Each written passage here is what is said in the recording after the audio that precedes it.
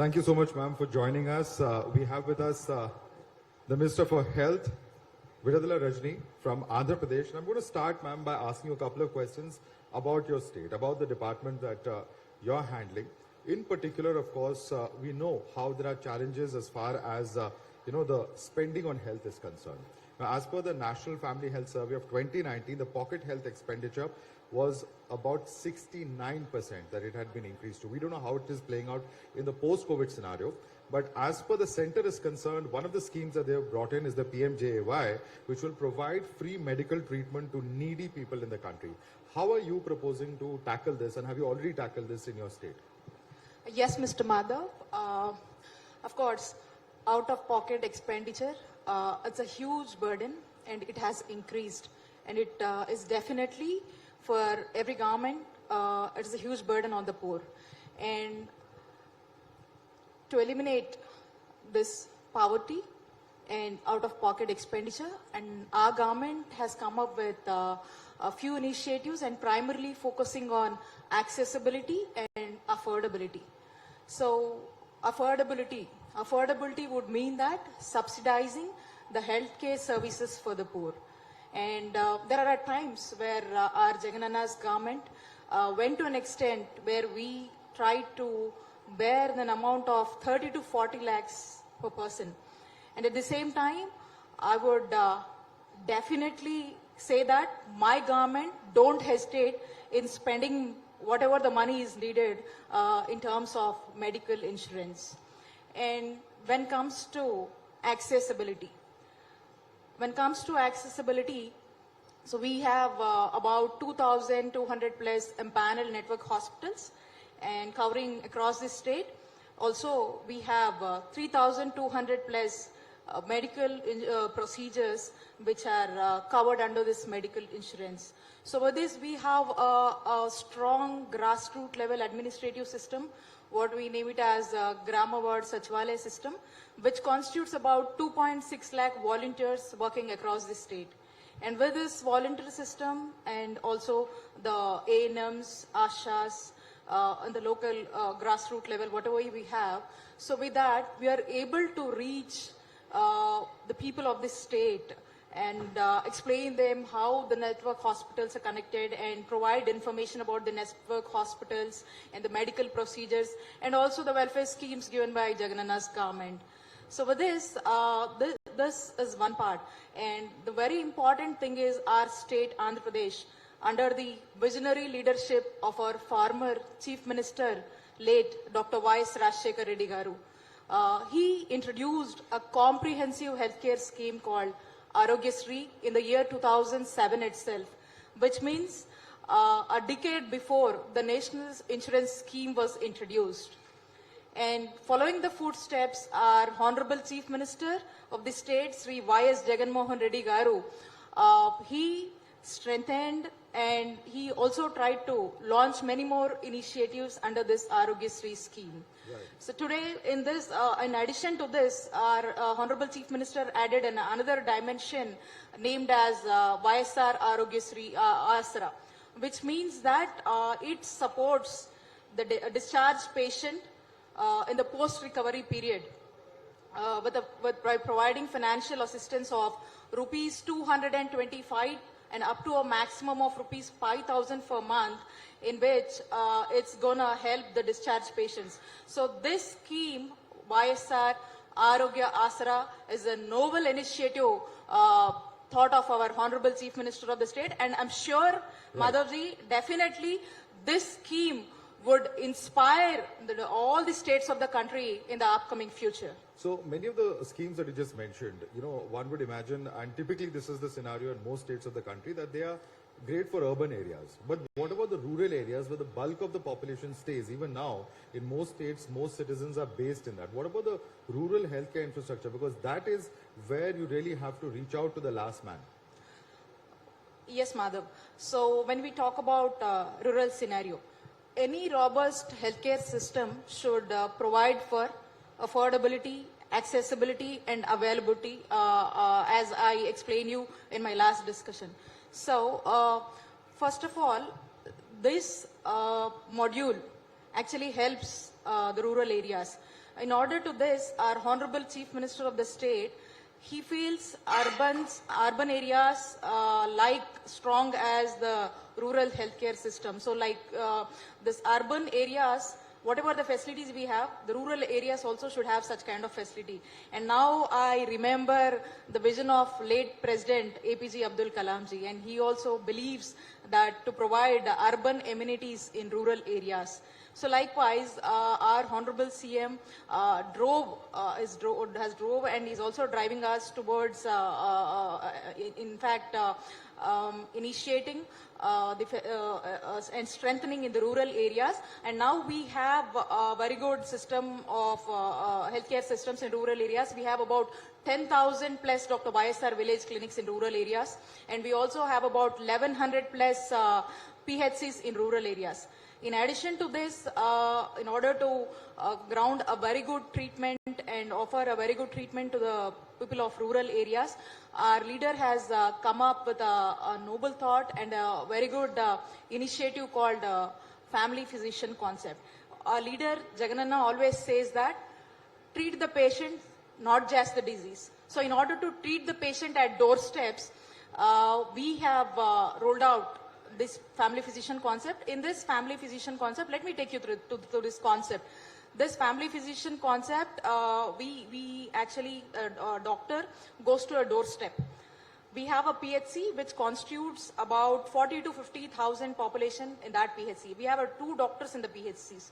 So one doctor will stay in the PHC and then another doctor will travel along the 104 MMU vehicle to this village, and he conducts OP there, and he will go through the lab investigations and gives offers treatment and gives free medications. And not only that, he also will go around the village, and he's responsible for the schools, Anganwadi centers, and he's also responsible for the hygiene of that particular village what we are talking about.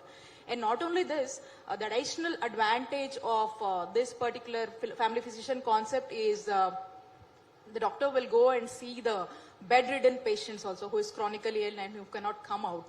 So can you imagine, Madhavji, a state like Andhra Pradesh, a doctor, a government doctor going and visiting a patient who is bedridden and who cannot afford to come out and go and seek a corporate level kind of treatment. So can you imagine? So this is what exactly now I cannot stop myself saying that this is one of the outstanding ideas which was rolled out by our Honorable Chief Minister in the state of Andhra Pradesh. Okay. Very interesting. That's where we see, like, and recently we are talking, like everybody says, whole of society approach and whole of government approach. And that is what is the approach we've been implementing exactly in the state of Andhra Pradesh under dynamic Chief Minister Sri Y.S. Jagan Mohan Reddy Garu. All right. Very important also is, in the post-COVID scenario, now after the bifurcation of Andhra Pradesh into Telangana and Andhra Pradesh, we have looked at, how tertiary health services have been impacted. In this post-COVID scenario, that is going to be something of great importance. How are you proposing to deal with that, building up capacity, ramping it up? Because COVID is something that is not completely gone away, or the threat of it still looms large. Yes, Madhav. So before I tell you something, it's very important to know the story of Andhra Pradesh. Because of the bifurcation, so we lost many of our tertiary care hospitals in Hyderabad. Though it was very challenging, and you see it is a young state with a young chief minister, but though we were deprived of the super speciality hospitals in the state of Andhra Pradesh, but my leader, he did not deter the spirit. And my leader, he just, he shows the way, goes the way, and he has set an ideal initiative so where we did not feel so. And the first thing which was the most important thing is the challenging factor was facing this COVID. So though we lack tertiary care, and because of the increased disease burden and the lack of tertiary care facilities, it was hard. But then we mobilized the best of all resources and in fighting against this pandemic, and the results were proven also. So when it comes to tertiary care, in order to strengthen it in my state, so our honorable, now I remember the dreams of our honorable Prime Minister. So he says that every district should have a government medical college in the country. So exactly our Honorable Chief Minister of the state, he envisioned, and he is one step ahead in implementing this in the state of Andhra Pradesh. Now we in the state of Andhra Pradesh, and under the leadership of our Honorable Chief Minister Sri Y. S. Jagannath Reddy Garu, we are setting up of 17 medical colleges in the state. And not only that, we have given a priority for These are private or government medical? Government medical colleges. Okay. 17 government medical colleges in the state, and 2 of them would belong to tribal areas. So we even don't want to ignore, because even though they are the far-flung areas, but still we want to make sure that even the tribal areas are also covered. And we are investing about 8,500 crores on this, and by which we would additionally get about 2,500 MBBS seats for the upcoming future. And not only this, we have existing level government medical colleges in the state of Andhra Pradesh, and for which we are also strengthening it by investing 3,800 plus crores, and for which we would get about 650 PG government medical seats. And not only this, in addition to this, we have set up 5 multi-specialty hospitals in tribal areas to cater the needs of the rural people. And in addition to this, we have many of the super specialty hospitals, cancer hospitals, mental health institutes, and also kidney research hospitals. So these are the hospitals we are establishing. And in addition to this, we have a very good we are encouraging private partnership with a concept called health hubs in all the municipal corporations of this state. Right. So we are going to establish 16 health hubs, and here the sweet part, what we have to look at is the prime land. The prime land is offered to the private investors at free of cost from the government. So that's a very important part. So these are the things what we are doing in the tertiary care. I'm sure we wanted to make sure that, see, most of the young states, some of the tertiary care things like, cardiothoracic surgery, pediatric cardiology, neurosurgery, and when you talk about oncology, yes, super specialties, though they are the young states, they have faced many difficulties. But in my state, if you talk about cancer, you know that cancer is one of the most leading cause of death in today's generation. 1 out of 6 deaths it's reporting, and even women is at high risk in cancer. In such situation, in my state, we are offering a comprehensive cancer care, and the whole continuum of care is taken from prevention to treatment to palliative and rehab.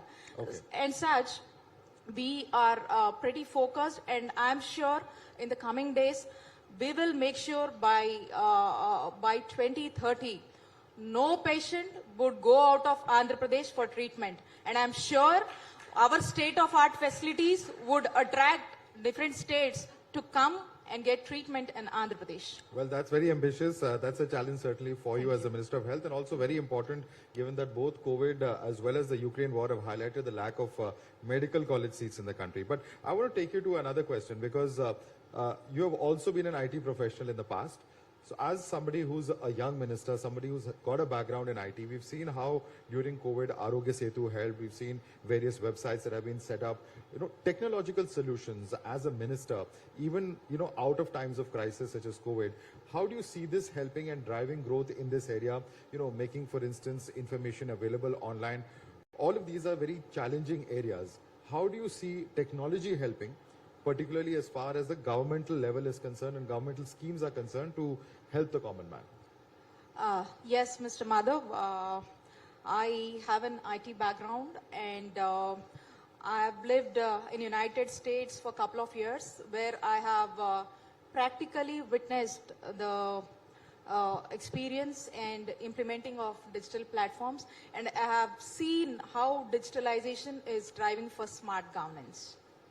And when we talk about our state, our Honorable Chief Minister, he believes in technology, and he wants to solve any problems, and he wants to drive solutions with a data-driven approach. And in regards to this, when you talk about digitalization, in my state, we have started digital-enabled initiatives, and first of all, we wanted to collect the data of all the citizens of the state, and we want to make sure that the data is properly entered, and we are also linking the Aadhaar ID to it. So in order to eradicate the duplicate entries, and all this collected data we are used to generate the ABA IDs. And these ABA IDs, whatever we are creating, these ABA IDs would be the face of unique identity for a particular person. And with the support of our ANMs, with the support of Arogya Mitras and our ASHA workers, we are going to house, and we are conducting NCD screening. But how will this help? How will this kind of data ID creation help? How will it help practically for the person? Yeah, I'm gonna say that. So this identity is, I'm gonna say that with a live example also. Well, so they are going to house, and we're going to have the screening, complete bed profiles, and also along with the blood grouping. And we are also offering these once these data is collected, and these data is entered into the electronic health record.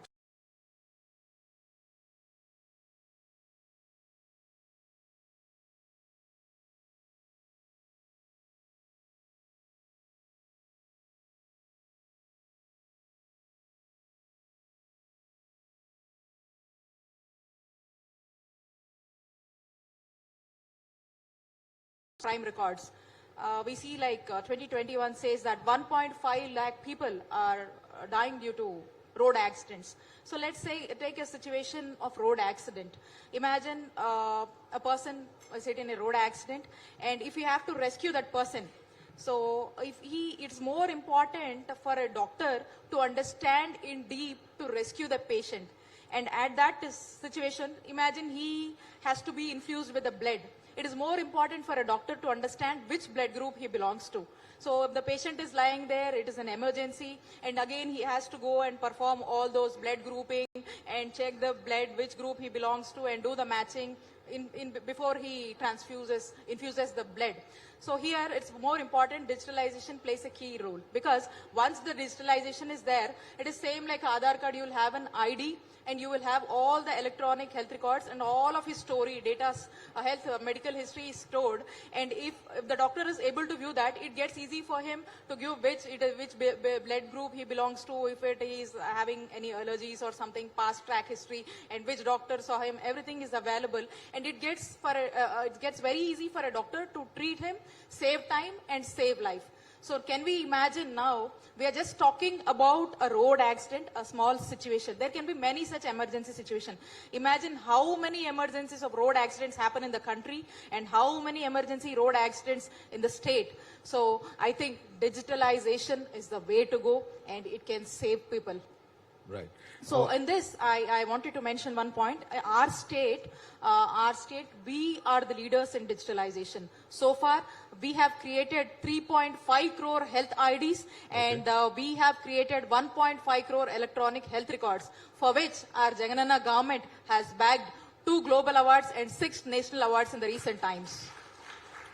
All right. That's certainly a model that all would probably look at, but we're almost out of time. But I want to ask you a question. As being a young leader, a young minister at the age of 32, you've become a minister. That's not something that we see every day in every state. But, one of the questions that, does come up time and again in political parties and through the course of politics is youth versus experience. There are those who say that young leaders come with a lot of energy, with a lot of ideas, but there are those who say that no, experience is also necessary in politics. How do you view this debate?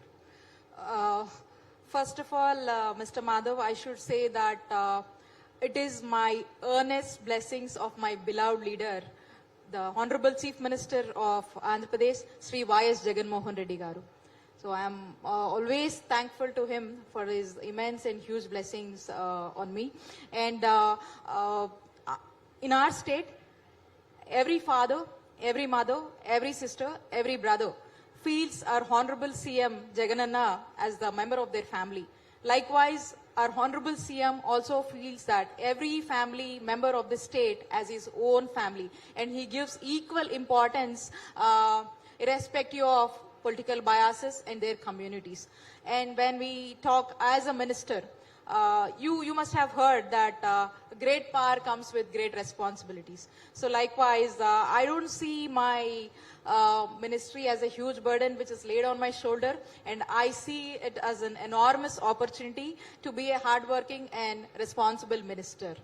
And now, when I talk, when we think this about more about the young generation, there I wanted to give you an example, and I want to say what actually is happening in the state of Andhra Pradesh. Our party, the name of our party is YSR Congress Party, which means it's Yuvajana Shramika Raitu Congress Party. The word Yuvajana itself resembles youth. That means our leader puts youth first. It's not only me, and no wonder many of our people in the state of Andhra Pradesh, in my government and party, are youngsters. And not only this, as a young minister, I would set up goals in propagating and framing of the policies, and set the deliverances of best healthcare practices to the state. And under the guidance of our Honorable Chief Minister, and I'm monitoring and the developments of the state. Likewise, I'm talking about Nadu Nedu, which is more about developing and strengthening the preventive and curative care in the state. Right. And not only that, we are monitoring these medical colleges and these establishments in the tertiary care, and we are also keenly monitoring on this the implementation of Arogyasri and Arogya Asra schemes. We are also monitoring the services of 108 ambulances and 104 Thalli Bida Express services, and also 104 mobile medical units and 102 Thalli Bida Express services. And not only this, we are even more particular about the family implementation of the successful implementation of the family physician concept. And for this, to make our Andhra Pradesh as an Arogya Andhra Pradesh, what our leader always dreams about, we are spending about 16,000 crores for the developments which takes place in Nadu Nedu. And not only that, in regards to health sector, we have been spending 13,000 crores in providing best healthcare practices. So following the footsteps of my leader, I'll make sure that no stone will be left unturned. And I'm pledged to say that we'll make sure every citizen is more important, and his well-being is our responsibility. Right. I can't let you go without asking you one political question at least. As far as your state, your party's arch rival, Mr. Chandrababu Naidu, has come out to say that if he's not able to win the next elections, it will be his last. How do you respond to this? Because, do you think that this could generate sympathy in his favor? Maybe Chandrababu Naidu is true at his justification. The reason being is our leader, when he was the leader of opposition, so he worked almost for 10 years in opposition. It was a great opportunity for me, for our Jaganana, to meet each and every sector of the population in the state, in each and every sector of the people. And he understands their pains, and out of which every pain, what he observed and what he interacted, that pains or that concerns were made as a manifesto, what we proudly now call as Navratnalu, the 9 gems of the state. And now,